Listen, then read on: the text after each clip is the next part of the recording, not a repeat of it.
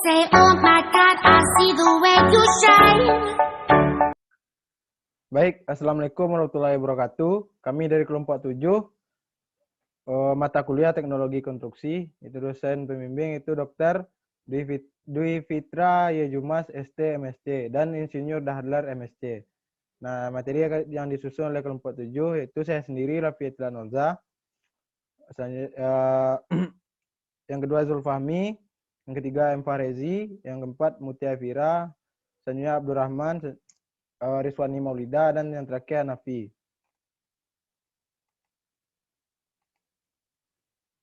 Saya akan membahas yang pertama itu kegagalan materi kelompok kami yaitu kegagalan konstruksi pada jembatan Cisomang. Saya sendiri yang akan membahas yang pertama itu definisi.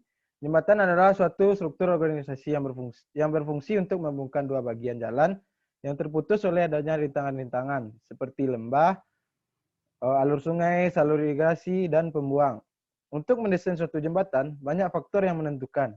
Tidak cukup hanya menekankan konteks struktur yang cukup kuat, tetapi juga harus sesuai dengan fungsi yang mendasar. Oleh karena itu, perlu adanya kreativitas perencana yang didasarkan pada disiplin ilmu rekayasa. Jembatan Cisomang merupakan sebuah jembatan kereta api yang berlokasi di Darang dan Kabupaten Purwakarta, Provinsi Jawa Barat, Indonesia. Tepat pada perbatasan antara Kabupaten Purwakarta dan Kabupaten Bandung Barat. Jembatan ini digunakan untuk menghubungkan jalur kereta api dari Bandung menuju Jakarta. Jembatan Cisomang merupakan jembatan kereta api yang tertinggi di Indonesia yang masih aktif digunakan dan terdiri dari 3 generasi jembatan. Jembatan Cisomang generasi pertama sekarang sudah sulit ditemui bekasnya dan hanya menyisakan fondasinya saja. Jembatan generasi kedua merupakan jembatan baja yang digunakan sejak zaman Belanda sebagai pengganti jembatan generasi 1 tersebut. Sampai dengan tahun 2004, jembatan generasi ketiga merupakan jembatan dengan jalur ganda yang saat ini digunakan. Selanjutnya akan dijelaskan oleh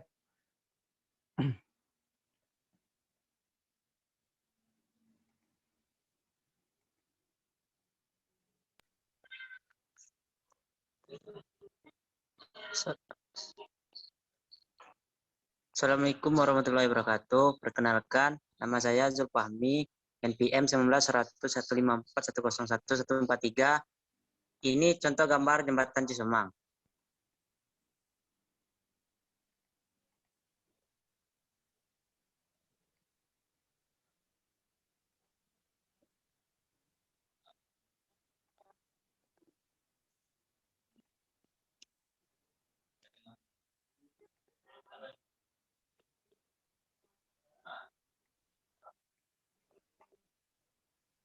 Jenis-jenis atau bentuk serta metode kerja pada jembatan Cisomang yaitu jenis yang dipakai pada jembatan Cisomang adalah jembatan arch bridge.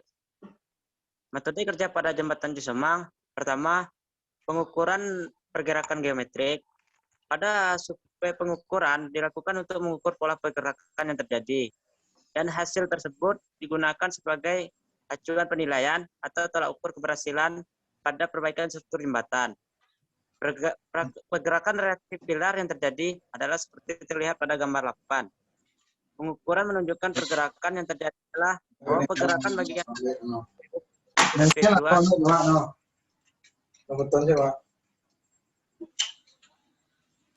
P3 P4 ke atas. Apabila dibandingkan dengan gambar as-well drawing, maka ketinggian kelengkungan tersebut mencapai 27,5 cm. Seperti terlihat pada gambar 9. 2. Survei dan analisis geoteknik. Hasil penyelidikan teknik dilakukan oleh pihak LAVI, ITB, Temstek UI, dan FITIP Petrosol melakukan survei penyelidikan tanah dan pemantauan pergerakan tanah. Dari seluruh survei dan penyelidikan geoteknik, maka stratifikasi tanah seperti pada gambar 10, terlihat bahwa jembatan Cisomang berdiri atas pentahan dan pilar P2, P3, dan P4. Berdiri pada lapisan clay shell. Sebuah lapisan tanah lempung yang memiliki karakteristik kekuatan geser tinggi dalam kondisi kering, tapi mudah hancur jika terkena air dan expose udara terbuka.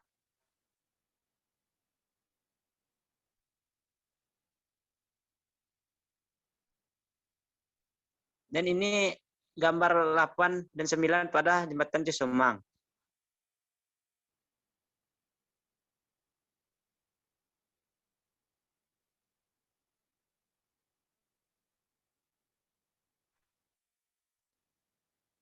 Selanjutnya, sesuai hasil penelitian dan penyelidikan tanah lanjutan, LAPI ITB tahun 2017 mengusulkan penanganan seperti gambar. 1. Perkuatan yang diusulkan adalah sebagai berikut. Perkuatan dengan strukting baja SF 1,09. 2. Cutting dilakukan pada area antara A1 sampai PO sampai P1 atau SF sama dengan 1,28.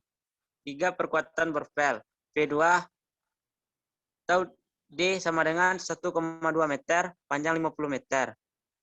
4. Perkuatan borvel P1 sampai P2 dengan diameter 15 meter, panjang 60 meter, SF 1,37.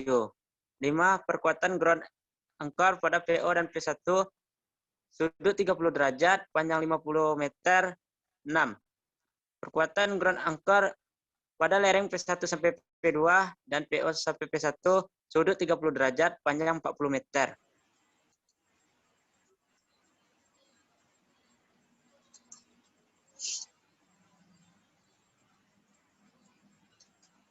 Ini gambar pada gambar 10 stratifikasi tanah pembaruan dan gambar 11 rekomendasi penanganan jembatan Cisomang versi LAPI ITB.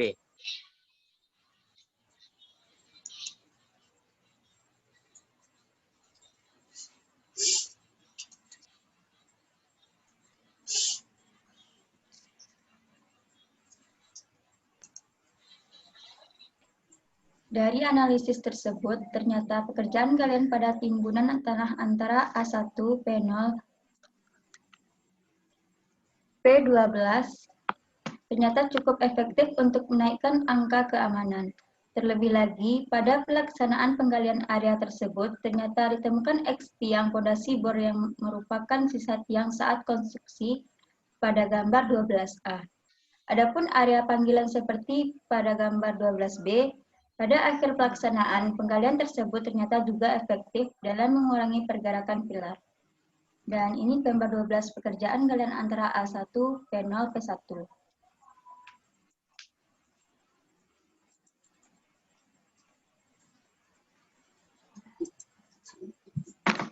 3.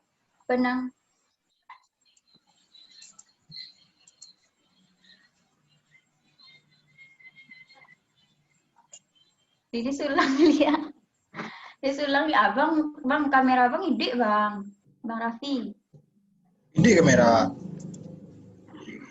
Yo, lang lihat lang dari awal ya apa Paris. Lanjut ke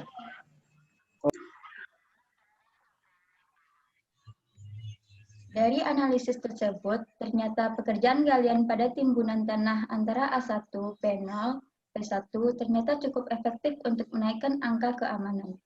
Terlebih lagi, pada pelaksanaan penggalian area tersebut, ternyata ditemukan X tiang fondasi bor yang merupakan sisa tiang saat konstruksi gambar 12A. Adapun area penggalian seperti pada gambar 12B, pada akhir pelaksanaan, penggalian tersebut ternyata juga efektif dalam mengurangi pergerakan pilar. Dan ini gambar 12 pekerjaan galian antara A1, P0, P1.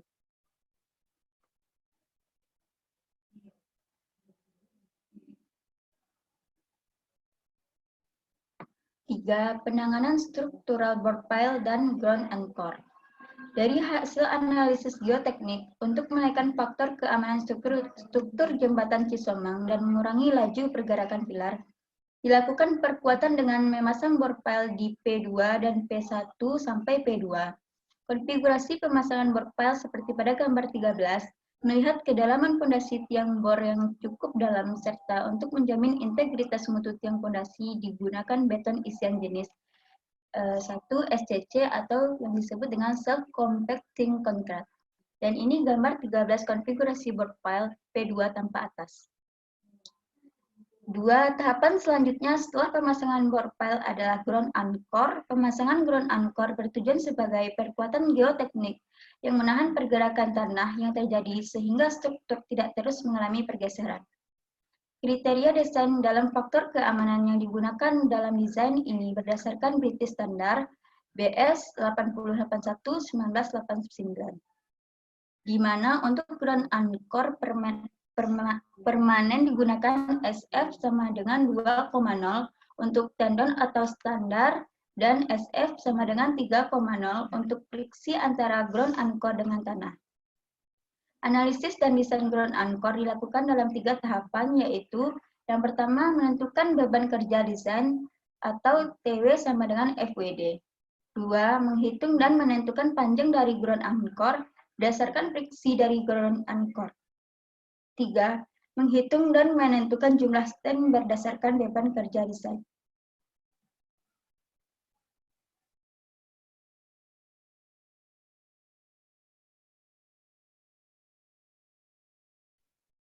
Selanjutnya, pada saat pelaksanaan, pekerjaan pemasangan ground anchor memakan waktu yang sangat lama.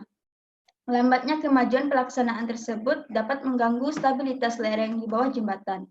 Oleh karena itu, jumlah ground anchor yang semula seperti pada gambar 11 diubah menjadi seperti pada gambar 13. Untuk mempertahankan stabilitas pilar P1, maka dipasang connection beam dari pile cap P1 ke pile cap P1 P2 dan dari pile cap P1 P2 ke pile cap P2. Hasil analisis dari pemasangan connection beam tersebut menghasilkan safety factor tersebut 1,43. Dan ini gambar ground anchor di P0, P1, dan GA vertikal.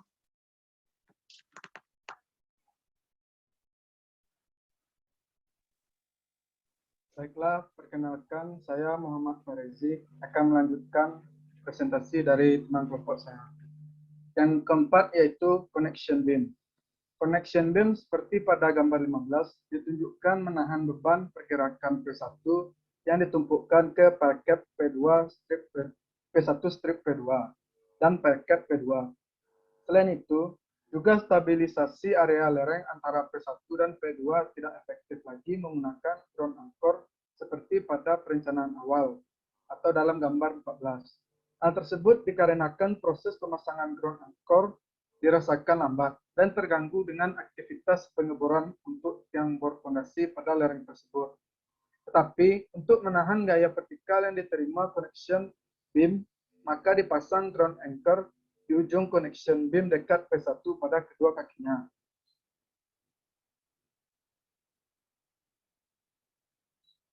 Dan inilah gambar konfigurasi pemasangan connection beam pada tampak atas dan samping.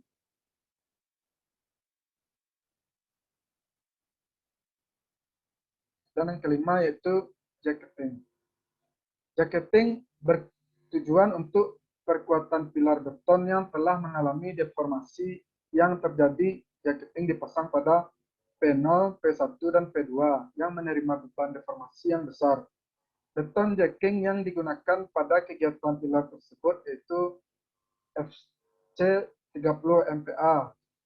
Pada pilar P0, tebal jacketing 25 cm, sedangkan tinggi pemasangan 14,7 meter. Tulangan yang digunakan adalah diameter 25 jarak 100.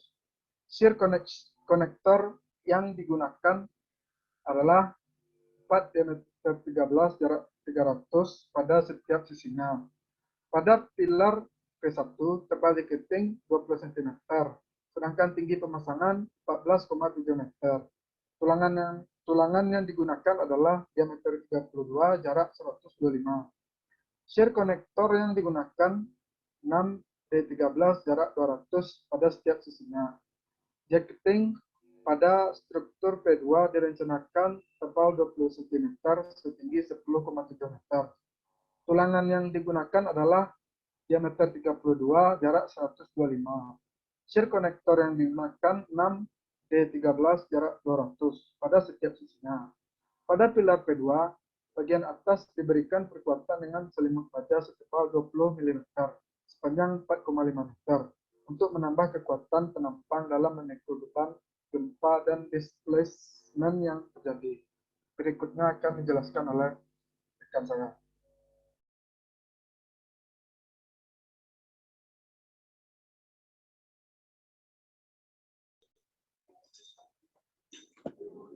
Baiklah, saya akan menjelaskan dari Muhammad Parezi.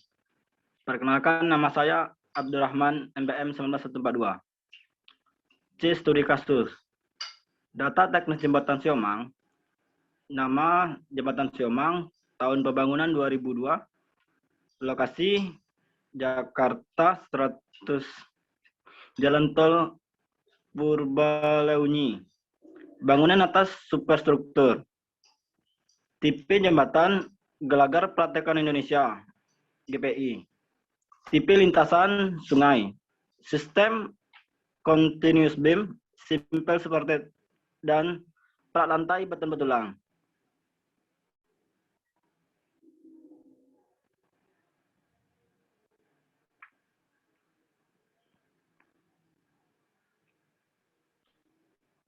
Panjang jembatan 253,15 meter. Bangunan bawah substruktur atau kepala jembatan beton-betulang pilar. Lebar jembatan 2x12,5 meter. Beton betulang tipe 2 kolom. Jumlah bentang 7 bentang. Struktur perletakan atau landasan gelagar menumpu di atas peletakan karet elastomer. Panjang jembatan 253,15 meter. Jumlah pilar 6 pilar. Lebar jembatan 2x12,5 meter. Jumlah gelagar 8 gelagar. Jumlah bentang 7 bentang. Jumlah jalur atau lajur 2 jalur, 4 lajur atau 2 arah. Jumlah pilar 6 pilar. Panjang jembatan 253,15 meter. Jumlah gelagar 8 gelagar. Lebar jembatan 2x12,5 meter. Jumlah jalur atau lajur 2 jalur, 4 lajur, 2 arah. Jumlah bentang 7 bentang. Bangunan bawah substruktur kepala jembatan beton-betulang. Jumlah pilar 6 pilar. Pilar beton-betulang atau tipe 2 kolom. Jumlah jalur atau lajur 2 jalur, 4 lajur, 2 arah. Struktur peletakan atau landasan. Gelagar menumpu di atas peletakan keras elastomer.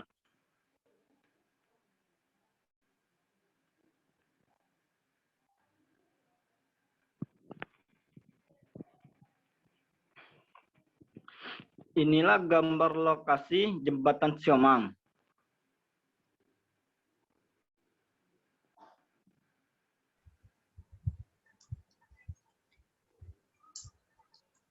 Baiklah, saya Mutia Evira, NPM 19154, akan melanjutkan materi dari rekan saya, Abdurrahman.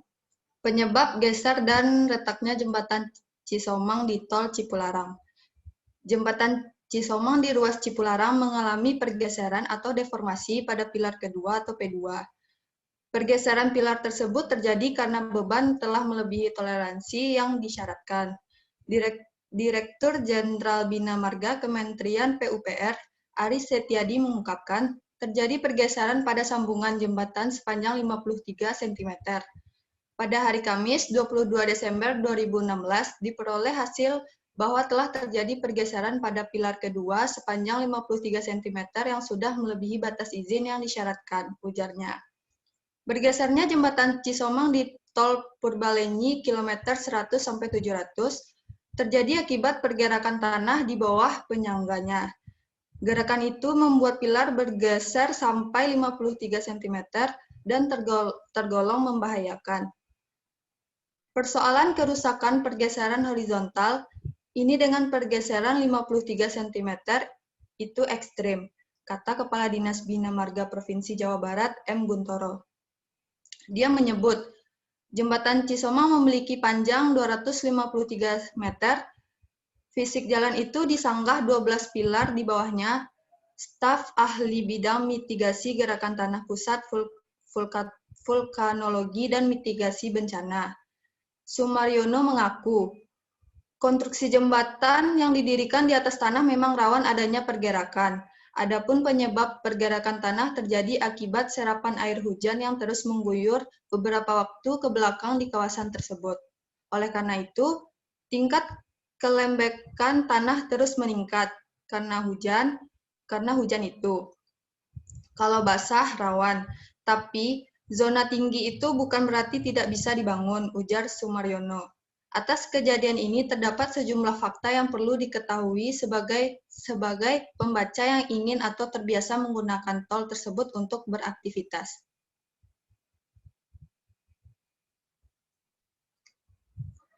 Direktur Jenderal Bina Marga Kementerian PUPR Ari Setiadi mengungkapkan pihaknya telah meminta kepada Badan Pengatur Jalan Tol atau PBJT dan PT Jasa Marga Persero untuk segera menerapkan pembatasan lalu lintas. Nantinya hanya mobil golongan 1 saja yang diizinkan untuk melintasi jembatan Cisomang. Kita perlu batasi beban yang lewati jalan tersebut. Yang boleh hanya mobil golongan 1. Pembatasan kendaraan besar di tol Padalenyi diberlakukan secara efektif mulai Jumat, tanggal 23 Desember 2016 pukul 00 WIB. Pengaturannya, kendaraan menuju Bandung hanya dilalui kendaraan kecil di ruas Cipularang kilometer 84 hingga kilometer 122. Sementara, kendaraan besar dialihkan menuju jalan tol non-tol dan melakukan transaksi tol di gerbang tol Sadang atau gerbang tol Jatiluhur. Selanjutnya dapat masuk kembali ke jalan tol Padalenyi melalui gerbang tol Padalarang Timur. Kemudian, kendaraan kecil menuju Jakarta diperbolehkan melewati ruas jalan tol tersebut. Sedangkan kendaraan besar dialihkan menuju jalan non-tol dan melakukan transaksi tol di gerbang tol Padalarang Timur atau gerbang tol Cikamuning. Selanjutnya dapat masuk kembali ke jalan tol Cipularang melalui gerbang tol Sadang atau gerbang tol Jatiluhur. Bagi pengguna jalan tol Padalenyi, alternatif lain menuju Jakarta atau Bandung atau sebaliknya adalah melalui jalan arteri Puncak Cianjur Padalarang. Menteri Pekerjaan Umum dan Perumahan Rakyat, Basuki Hadimuljono mengatakan jembatan masih aman untuk dilewati selama hanya diperuntukkan bagi kendaraan golongan 1, yakni sedan, jeep, pick-up atau truk kecil, dan bus.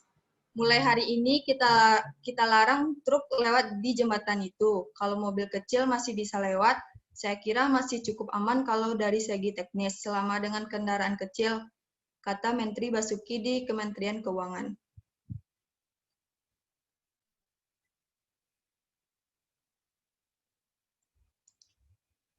Pihaknya telah mengalihkan jalur alternatif untuk kendaraan berat seperti truk. Pengalihan jalur ini sekaligus untuk mendukung perbaikan yang dilakukan PT Jasa Marga, terutama menjelang libur panjang dalam rangka Hari Natal dan Tahun Baru 2017. Menteri Pekerjaan Umum dan Perumahan Rakyat Basuki Hadimuljono mengatakan langkah awal untuk memperbaiki jembatan tersebut, yakni dengan menghentikan pergerakan tanah di bawah jembatan. Seperti dulu yang pernah terjadi pergerakan tanah ini di kilometer 100, jadi ke arah Bandung dulu sekitar 97 sampai 98 km. Ada pergerakan tanah, ini yang pertama kali perbaikannya, kita menghentikannya pergerakan tanah, kata Menteri Basuki di Kementerian Keuangan. Selain itu, juga dilakukan injection grouting, wrapping, dan persiapan dan pelaksanaan board pile pada pilar P2. Grouting adalah proses di mana suatu cairan campuran antara semen dan air diinjeksikan dengan tekanan ke dalam rongga, pori, rekahan atau retakan bantuan yang selanjutnya cairan tersebut dalam waktu tertentu akan menjadi padat. Kementerian Pekerjaan Umum dan Perumahan Rakyat PUPR telah memerintahkan PT Jasa Marga untuk menempatkan petugasnya mengawasi jembatan Cisomang, tol Cipularang 24 jam selama sebulan penuh. Ini menyusul terjadi pergeseran deformasi dan keretakan pada pilar kedua atau P2 jembatan Cisomang pada jalan tol Cipularang. Direktur Jenderal Bina Marga Kementerian PUPR Ari Setiadi mengungkapkan saat ini peristiwa bergesernya jembatan Cisomang telah ditangani oleh tenaga ahli. Jembatan ditangani oleh ahli dan kita sangat memperhatikan pengguna jalan. Kami tugaskan Jasa Marga menempatkan orang di sana 24 jam seminggu selama sebulan penuh untuk terus mengamati jika ada sesuatu yang membahayakan langsung menutup, ujarnya di Jakarta.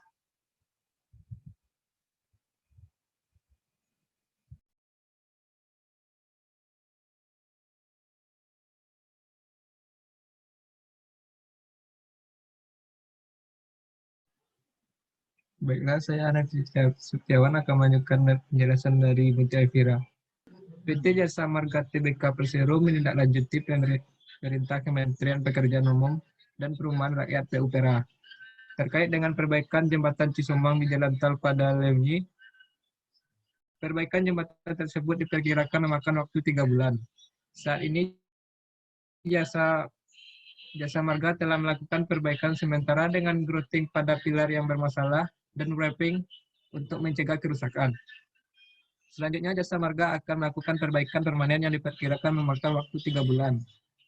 Jar Asisten Vice President Corporate Communication.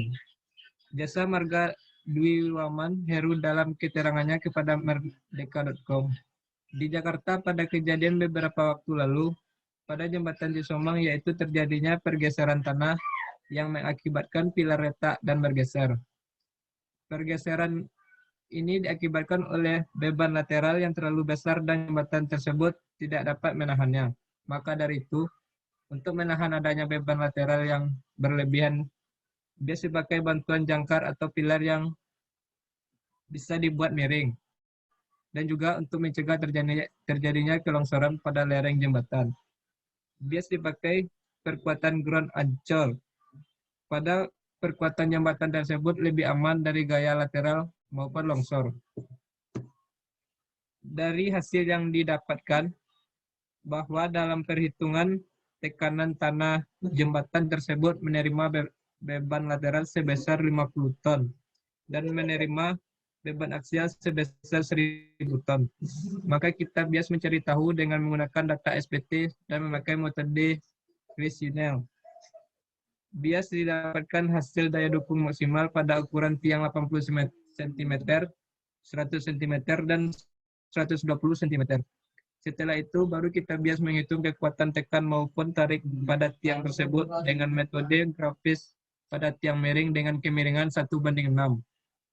Dan sudah didapatkan hasilnya yaitu pada tiang S1 dengan kekuatan tekan 535 ton bisa memakai diameter 100 cm dengan panjang 34,5 meter.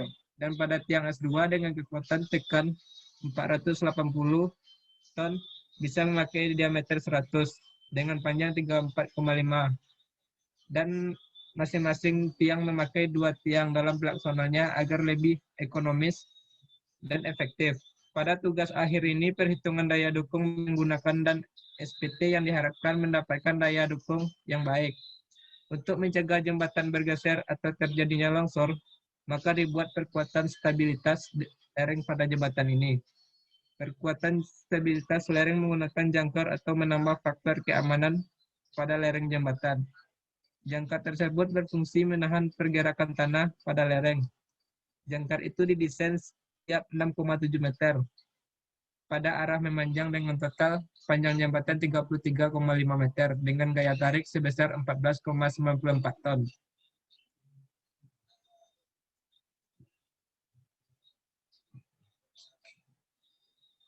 Kenapa dibangun di lokasi tersebut?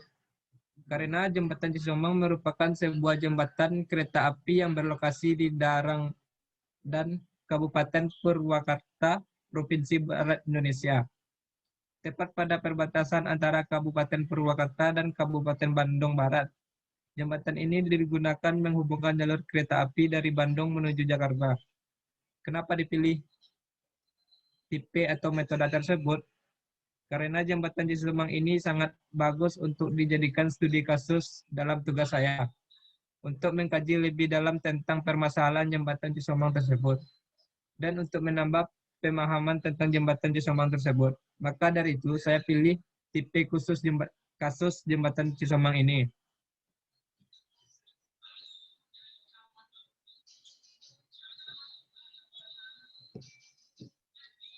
Inilah gambar lampiran perbaikan jembatan Cisomang.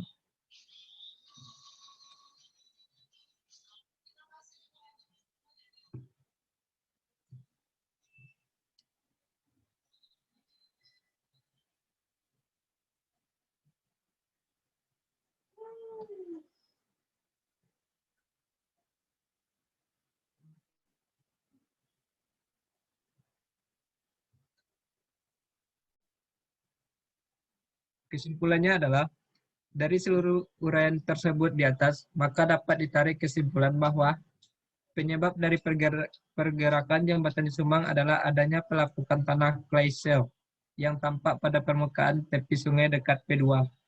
Selain itu, juga penimbunan pada kaki P0 dan P1. Dari sisa materi eks pembangunan jembatan tersebut, yang terjadi salah satu pemicunya pergerakan tanah. Hal tersebut dibuktikan dari analisis praksis yang memberikan kenaikan SF signifikan dengan galian pada eks timbunan tersebut. Tahapan penanganan yang dilakukan ternyata cukup efektif menghentikan pergerakan dengan terbukti dapat menekan SF. Upaya penghentian pergerakan melalui 2 tahap, yaitu penanganan awal meliputi grouting dan strutting, dan penanganan struktural meliputi pemasangan borpel, ground anchor, connection beam, dan jacketing. Hasil survei pengukuran dan pemantauan mengindikasikan pergerakan yang tidak signifikan lagi, masih dalam error rank alat. Pembuktian arus lalu lintas juga menunjukkan pergerakan pilar yang signifikan. Namun demikian, tetap perlu dilakukan pemantauan pergerakan secara berkala sebagai fungsi deteksi dini serta penelitian lebih lanjut mengenai bidang longsor untuk mencari arah dan model bidang longsor yang sesungguhnya. Itulah materi yang dapat kami sampaikan dari kelompok kami. Apabila ada kesalahan atau kejanggalan, mohon dimaafkan. Saya sudahi dengan Assalamualaikum warahmatullahi wabarakatuh.